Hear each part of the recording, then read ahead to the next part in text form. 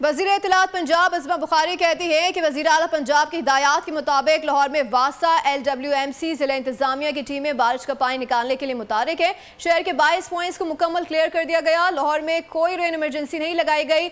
मरियम नवाज अकासी आपकी खुद निगरानी कर रही हैं। सर्विसेज अस्पताल को मुकम्मल क्लियर कर दिया गया है।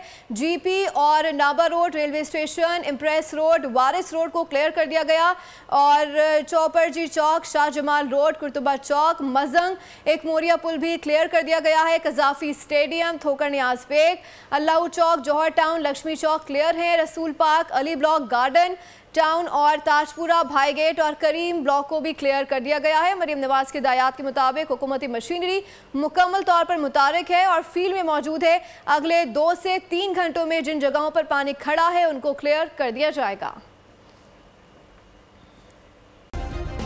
सब्सक्राइब करें और बेल दबाएं ताकि कोई खबर रह न जाए।